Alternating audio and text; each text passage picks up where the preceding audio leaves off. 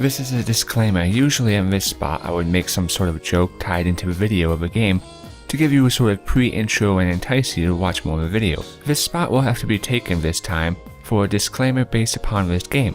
This is Mob Reviews. I do reviews of video games, and it's important that I clarify about what this review is going to be and why I'm doing this in the first place. I officially requested as Mob Reviews to review the game Meridian New World. My inquiry was replied in a professional manner as my request was sent in a professional manner. I was given a Steam key for review of this game. Here is what they have to say. We at Heads Up Games won't hinder you to post Let's Play videos or proper video reviews on YouTube. Monetizations are okay to us too. So this is general permission for you to publish videos of our games. There are just 2 tiny rules of doing that. So they support and are behind people who want to make YouTube living. That is respectful and understandable. Rule 1. Please do not publish anything that will badly harm the game, the developers, or us from Head Up Games. Of course, some criticism here and there is totally okay in general, but if you don't like a game at all, please don't force that opinion onto others by ripping the game into pieces. I would like to clarify to anybody who watches Mob Reviews, any of my reviews in general or just this one, I will never force my opinion upon you. I will only and always show you exactly what is in the game and what the game has to be offered. There is a limitation upon what I can show you upon what is my experience as well, and if you watch more of my videos you'll know the type of level of player I am, as I'm more of a hardcore and I burn through games quite easily, and I expect a lot. I will never force my opinion, my views, or my ability to like or dislike a game upon you, as we are all different, and I understand this. I will never bash a game because I do not like it, or that I feel that it's not getting the recognition it deserves. Whether a game succeeds or fails, whether it sells large or sells small, is inconsequential to me. I only care about how the game actually plays, and the mechanics that make it up. This rule, if you don't like the game, just please move on to something else, is the basis issue and primary issue of what we see in the reviewing world today, where either it's larger review channels or bloggers or whatever the case may be will happily give a game a good review or a more lenient review because they want to be able to work with that developer in the future. I certainly hope that this review doesn't destroy my relationships with the developers or publishers for any future games. But if it does, I will not be heartstroken about it. For I will not hold my tongue and my thoughts and the truth that they have to say and watch my subscribers or people who see this video. I will not allow them to waste their money on buying a product that may, in their minds, be a waste of money. This will give them all the answers they hopefully need before making a decision. So, ladies and gentlemen, of the review you are about to watch, I implore you to remember that at times when I may seem harsh about the game, this is me being restraintive, this is me being respectable to the publisher, because the publisher was respectable and professional to me, and he was kind enough to work with my channel even though it's a smaller size right now, and because he was willing to work with me, I am willing to work with him. So, the video you're about to see will be me with restraint, in a professional manner, as always. Thank you for listening, and enjoy.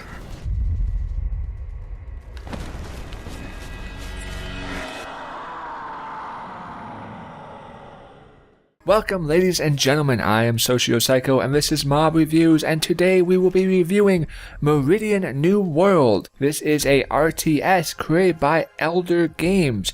RTS, which stands for Real-Time Strategy Game. It is single player based only, available on PC. Is it good? Well, let's find out.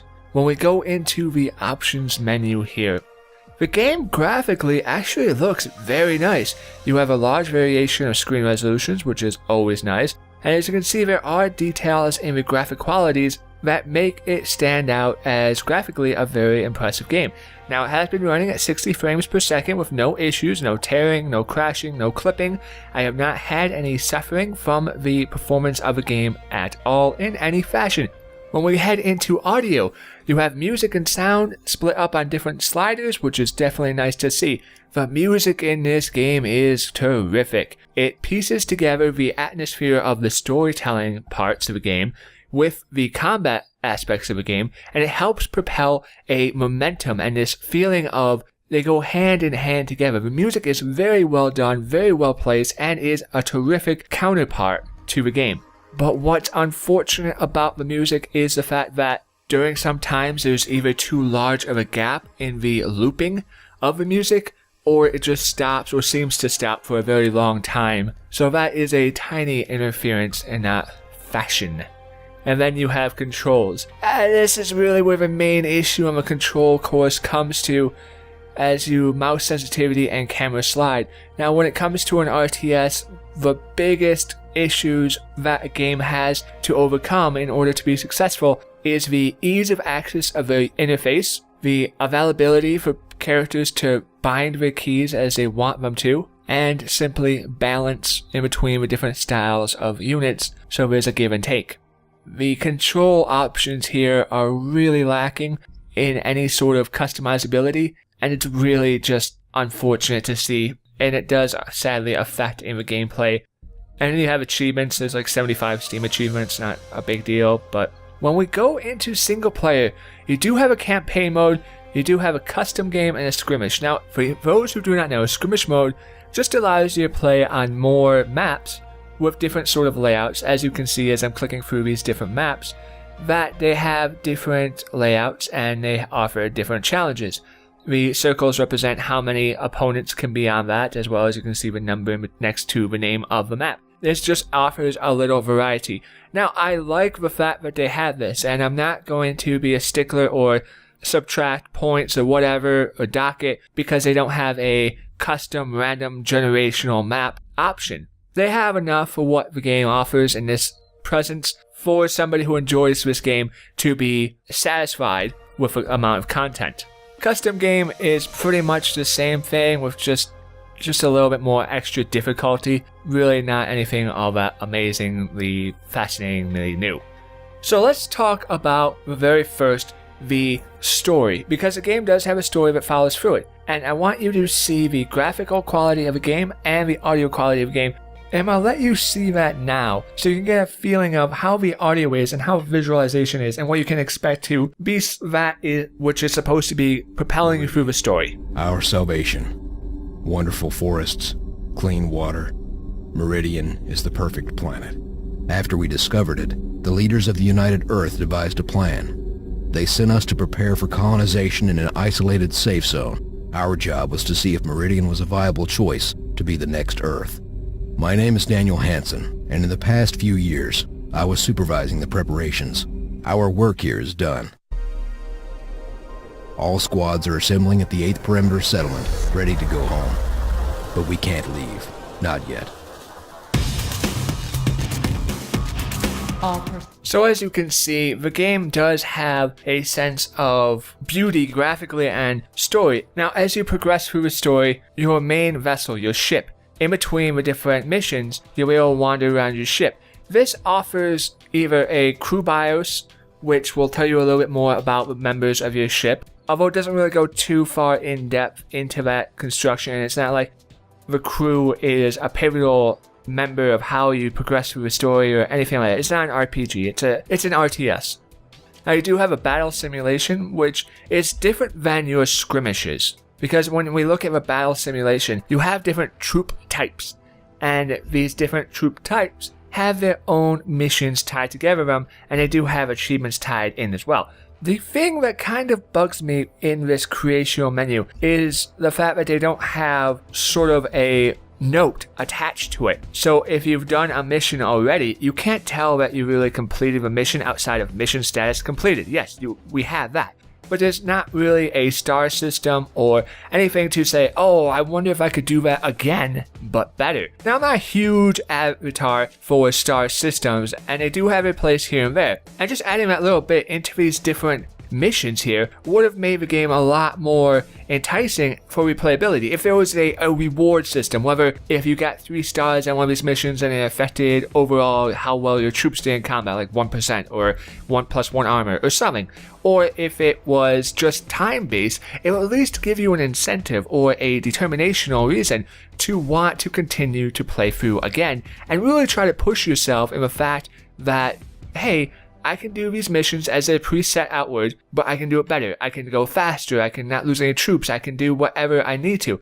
So if there is a failure state in that aspect, that there really is no incentive to actually push yourself forward to do these better or faster or at all outside of just kind of enjoying the game. Now, what I'm showing you here is pretty much one of those missions. I didn't really read the description, so we just kind of went in here blind. But this is a good opportunity for me to show you the basic layout of the combat structure of the maps. As you can see, we have 4 basic units selected. They have their weapon type, which is a plasma cannon, and their armor. And we'll go more into the character creational aspect of the game in a minute, but what I want to show you here right now is the user interface. And what is important to know is the fact that these side abilities on the left are hero powers or commander powers, or whatever terminology you want to use behind that. You gain these powers as you level up, because there is a level up capability in the game. As you can see, another issue being is my name right here. When you type in the name, there is a character end limit, which is really kind of annoying, and I couldn't complete my own name. Your level and all the abilities that you have available. Restores HP, basically healing your units, boost fire rate, damages an enemy vehicle, and these kind of spur off from these base ones, so it just increase. Spying, you can check what the enemy is producing, or check an area. But what's to note, as you can see, yes, on the left side we have our powers, which are all split up by the F keys, which is fine, that's no problem. We can easily bind our troops to a command key, as you can see on the top. We can go 2, 3, 4, 5, 6, 7, 8, 9, and 0. So that's no issue at all. What is kind of frustrating to the very base start is the fact that we have them all selected, but there is no graph, there is no bar which allows us to see all the enemies. So right now, we can see there is a troop that is injured, but if I wanted to select on this troop and pull him back out of combat, I have to do it manually. I have to click directly into a field, and so if he's hiding behind that boulder and I'm fighting, and I'm like, not only do I have to be aware of a micromanagement part about what my troops are and how they are doing, then I have to try to find the one that's injured and pull him out and heal him. Now, this does tie into other issues, but this is one of the base UI issues that I want to show you, is the fact that you have a real limitation in how you control or are aware of where your troops are. The map, on the other hand, is very nicely done and have no issues in removing or management of where my troops are. So as you can see, it does have some minor issues which tie into greater issues, which we'll talk about in other areas, but when it comes to the UI, I'm almost satisfied. Now, as we progress through the ship, as I said, you do have other sort of companions on the ship which play a role in telling the story and what's going on in the story. It's not really anything that you have to pay attention to, as you can just kind of skip by it, and it will hold your hand in some areas where like, hey, you need to do this, but it's nothing that really derives you from the enjoyment of the game. The main thing that derives you from enjoying the game or getting back into it is the downtime in the walking space. Now, if you've played StarCraft 2 or you know about it, I may put up a little graph, and I'm not comparing a game to another game. I don't compare one game to another game.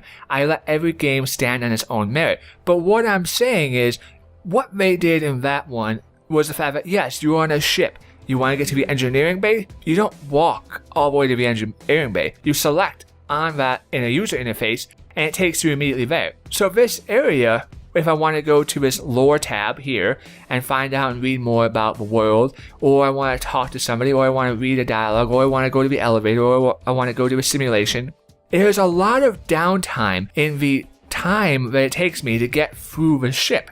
Now, yeah, it's cool that they have this sort of split up, and you're like, oh, I have my ship, I'm on my ship, and I'm exploring it. But it really doesn't do anything for the continuational story aspect of the game. So it kind of takes away and pulls you out of the combat or out of the role that's going on, rather than something that gives anything back to the game. And why is that prevalent? Why is that really all that important? Well, perhaps it's not, but it's one of those things that takes away from the time that you're playing your game. Now let us talk about level design. The level design in the game is actually done quite well. There are different types of missions, and we go into this air mission where it has this you need to kind of destroy the enemy bases using air units. And this is actually one of the fun missions. There are a few fun missions where you lead a squad of troops, or you have a couple troops that you reproduce, and you're not building an entire army and fighting against another army, although there is plenty of that. But these little missions in between, where you have specific goals or actions to take in order to eliminate your foes, is a well done break. Now, on this map particularly, the map does open up, and it's like a 3 or 4 parter of enemy bases that you have to destroy and get rid of and conquer the map. But I felt it was important to show you that there is a difference in the level design, and the level design itself is actually well done. The layout of the different maps, the correlation of how you get around the zones, as I'm showing you these different maps, they each play differently, and they each have their own little nuances about how you get through the game, which kind of keep continuing this new battlefield and continuation of fight. What is not good about the game, what really hurts it, is when you start off in the game, it's pretty rough. When you first start off, it's very difficult to understand your interface, understand your troops, how to build troops, how to command troops, and everything else. It does a really poor job actually teaching the player how to combat his foes. And you eventually learn and you get by and you're like, okay, I understand that this one thing does that and that one thing does this, blah blah blah. But what continuously hurts the game is the fact that the interface of the troops. So as you can see here, I pulled my troops back, but now they're continuously going back in. The AI of this game is so effing stupid. So let us hold position hotkey. Alright, no problem. But now I have to do that every single time. So I want to move my forces up and attack. Now I'm going to fall back. Okay. No, I said fall back. Stay here. Okay, hold position. Alright, that's good. I'm gonna go do something else. Oh no, wait, what is this guy doing? Where is he? What's up with this guy now? It has this continuational, if you have troops that are coming in, the organizational pattern upon where they move is just so annoying. It is beyond frustrating. Now, at the beginning of the game, it's not too noticeable because the matches are really small or your objectives are really small to do. But what happens is the levels get larger, the enemy gets more progressive, and you have to raise a larger army, and you need actual tactics. The whole concept of an RTS is real-time strategy. So strategy is pretty much the biggest concept of the game. How the fuck am I supposed to have a strategy if I say, okay, Group A, you stay here, Group B, when the enemy comes towards Group A, we're going to pincer attack. Oh, wait, I can't because my troops want to go off and do their own thing. It's so annoying. It's just so annoying. The continuation of frustration upon the environment of the game, it only gets worse and worse and worse, mixed into the fact of how much the enemy cheats as you go higher up into the game. And we'll cover that in a moment. But right now we're going to cover the basic, so annoying. Stay, hold position. No, we want to move. I want them to move down, but before I can even get them to move down, they want to move up. So retreat. No, I'm sorry. We want to move back towards the combat. What fucking point of move away don't you understand? So, let's talk about building a structure and building your base. And I choose this style. I choose not starting from the beginning. I choose this level so you can see this is a perfect representation of a basic frustration that you will find in the game overall. So you start off with your troops and you have your supply bar down here. You can build a launching pad, which costs money and energy. The game plays very resemblance of a older Command and Conquer style game. It has this. You have money, which you need to collect, understandable, crystals, very basic. Then you have energy. Every building that you have created requires energy. Okay, no problem again. We need to build power plants to have our buildings operational. And then you have food is a limitation on the amount of units that you're able to produce. How do you gain more food? Well, you have Meridian mines, and Meridian mines can only be placed in very specific locations. So let's actually destroy this mine here, and you can see I activated the self-destruct button, so you can have availability to abort if you wanted to. Let us get a worker. So we'll get a worker. And you can see on the minimap, there's a little symbol, and there's a symbol here that we can build a mine. Now you'll also notice that our food supply has gone down from 30 to 15. Another annoying thing is that, hey, I want to put my mine right here. I am clicking my ass off, but it is not working. What is going on? Well, I have to move my character out of the way, and then the AI is very poorly written to a factor that, hey, I need to move my troop away because he won't be able to realize that the building is going to be placed there and he needs to move himself. Is it a big deal? Is it really game breaking? No, it's not, but it is slightly annoying. So you have basic structures upon which you can build, and as you can see, you can easily bind those keys up. The slightly annoying thing though is you can't bind 2 infantry barracks to 1 key. So let's build another infantry barracks, and you can see, alright, so it's not even built, but you can see we made it to number 5. This one we'll make to number 4. Let's hold shift.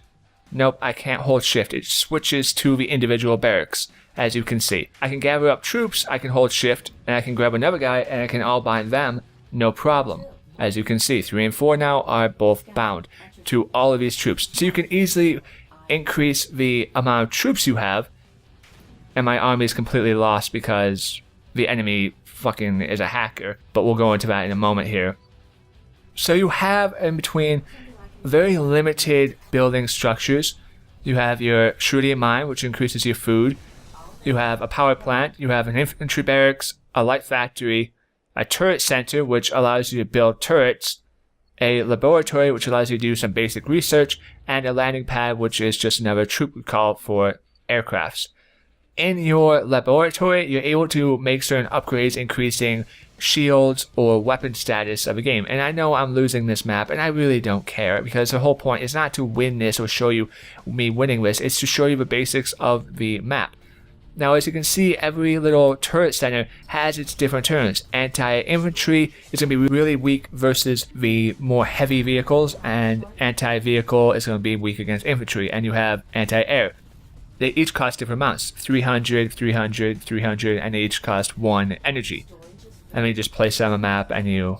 So, not a big deal in that. What is a little bit annoying is the fact of how much the enemy continuously zergs you, as well as the fact that it seems like the enemy doesn't have a unit cap. So all you can see is pretty much the enemy will only have 1 Meridian mine, which is a base cap of 15, but they'll produce so many more troops. So many more than 15. And it comes down to this Zerg mentality where they continuously hit you, they continuously fight against you, and they push you back and back and back and back, and they hide behind a bunch of turrets. Now, what this ends up making is the fact that yes, you can create armies, you can create troops, and you can create a bunch of productions. So let's make some troops, and you can see I'm easily putting the different waypoints right here. So what's going to happen is that is not enough distance in between my trooper. So now my trooper is going to run off to combat and get himself killed, just as I showed you before. If I want to stack up, maybe back here, and build my troops up for a defense or an attack, they're not going to work in that manner. It's a continuational annoyance. The enemy continuously pumps out more and more and more troops, and you end up fighting against armies which are just insane. It comes down to like just this idiotically stupid large amount of armies that you're fighting that you can't even produce. If I have 45 troops, they'll still have more troops than me. And as you can see here, having to micromanage my men because I want them to be on the same line as my turrets means that not only do I have to stand onto a battlefield and micromanage every single troop that I have coming into combat to make sure they don't wander off and die, but then my economy, my research, what little research there is, because there's not really a armor increase status, everybody has base armor and base weapons, but it comes down to the fact that the enemy continuously zergs you and continuously frustrates you into annoyance, and they do so with larger and larger and larger forces. Now when it comes to unit customization, yes, you do have some basic options of troops. Like when we pick the light tank, it will cost 145 crystals to build this light tank. And then we have an option to pick in between different types of weapons, which will either be good against ground or air or turrets or whatever the case is. We have this option to actually create a little bit customized of troops. Now this is nice. I like this fact. And why I like this fact is because I can make a light tank, which I've done up here, and I can create a light tank with mining gear. So my light tank is actually a miner. Now it doesn't mean that it's really going to be all that much more useful, but it has a little bit more armor and health, so it's not going to die as fast or easy. So we just fought off a huge invasion force of the enemy, and now they're already sending another one. And my troops, as I looked away, more troops were being made, but now I only have 3 troops. Where did they go? Well, they died because I wasn't babysitting them. Because the AI was continuously zerging me, so I wasn't here to make sure I was holding their hand, and they ran ahead one by one into an entire army and got killed. There is no way to really upgrade your food, such as a supply limit, outside of the Meridian mine. You do have a storage which increases the amount of crystals you can hold, and like I said, this plays really familiar to a Command and Conquer style game, but it misses a lot of the nuances, mainly in balance. The game is really jacked when it comes to balance in the game. You're fighting pretty much a mirror image, and so the only thing that's really different is the weapons that you end up selecting. So if you have towers, a bunch of turrets which defend you, they'll eventually parade you with different types of enemy units, such as snipers, which will try to pick out your turrets. And this continuational progress happens, so you have to build up an army that continuously gets picked off with turrets as your main line, because that's the only way to stop them. But then they just inch and inch and inch through, and the fact that they only have one surety in mind majority of the time. So you're thinking, oh well, I see these symbols on a map, what are you talking about? Let's use our hero ability to reveal. Is there a mine there? No. How about here? No. Nope. No mines. So their base should be 15. They should only have the availability to create 15 troops because of their supply cap. But they don't. They just continuously push more and more and more and more troops towards you at a faster pace, which ends up with the poor quality of the controls that you have. It means that you end up having to be sort of a StarCraft Tournament Pro in its micromanage capability. Not only do you have to have every single troop count that you have, every single inch micromanage of your money in the beginning of the game to be perfectly outfitted to stop their rush. A rush is a base attack that goes after you in the first 5 minutes or so. So you have to do everything perfectly right to stop their initial rush. After their initial rush, then you have to build up everything perfectly to stop the enemy. Then you have to micromanage every single fucking thing that the enemy does against you. So at the end of the day, does the game graphically look good? Yes, it does. The game graphically looks good. Can I scroll in? No, I can't scroll in. Can I scroll out? No, I can't scroll out. How's the UI? The UI is almost good. Do you have cool hero power abilities? Yeah, yay, we have cool hero power abilities. But I can't keep track of my injured men when I select a bunch. I can't keep track of who's where. They run all over the place. The enemy AI is a freaking hacker. It's a cheater. The balance of the game is so unfair, unbalanced, or whatever you want to call it. I don't even know. I'm not trying to be frustrated, but I'm trying to show you the same amount of annoyance that this game will give you. Because this is me being calm. This is me being fair to the game. This is me showing you and giving you the respect that the game deserves. I really wanted this game to be better. I did. I truly did. I was really hoping that we'd have an RTS, seeing how it's been so long since we've had one. I spent probably a little over 40 minutes on this map fighting the enemy back, pushing them back, and really just going all out as best as I could. Fighting against the enemy, micromanaging my time, replaying again. I've replayed this map about 4 times, every time being a little bit stronger, a little bit faster, a little bit more creative in my build time to make sure there is not even a second missed in my build order and my troop order.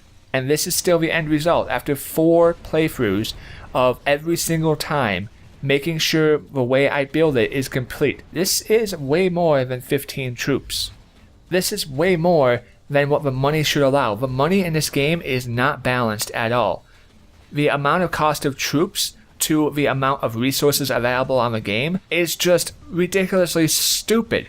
It makes the battle and the end style of the combat hours, potentially hours. If you can create 20 units for 1,000 resources, one resource has 2,000 crystals, and you can create 20 units with 1,000, and it's a continuational back and take, back and take, back and take, and there are all these little brown crystals on the map are all things you can harvest. The game potentially doesn't have a end spot. There is no, well, if I keep playing for a certain amount of time. I've been playing on this map, which I'm showing you here, which I'm losing, without even fighting back really, because I'm tired of fighting back. I've been playing on this for over 40 minutes, and I'm tired of just barely being able to defend myself. I was able to attack the enemy once.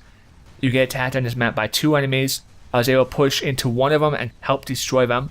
And then the second one I was defending against, obviously the red, defending against the entire time.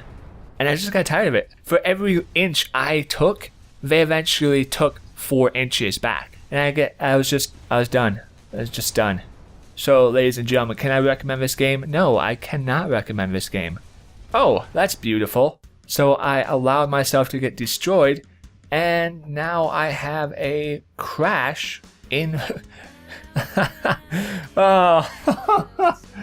Oh, wow. That's perfect. That's a perfect ending right there. I couldn't ask for anything better. So we just got killed by the enemy, and the game crashed on me. So, ladies and gentlemen, I cannot recommend this game. I wanted this game to be good. I did. I really did. I wanted this game to be good. I wanted to... Actually, when I was going to do this review, I was like, I'm going to do it low level tone. I'm going to be really decent about it, as I always am. And this is me trying to be decent. This is me trying to be kind. This is me trying to be respectful to the developers of this game. This is a waste of your fucking time. It doesn't respect you. It doesn't care. It is a fucking joke. It is an annoyance. It is a babysitter. Whatever word that you want to come think about negatively to this game, sure, go ahead. I don't care. Because this is not worth your money. I will not recommend this. And I'll see you next time. Holy fuck.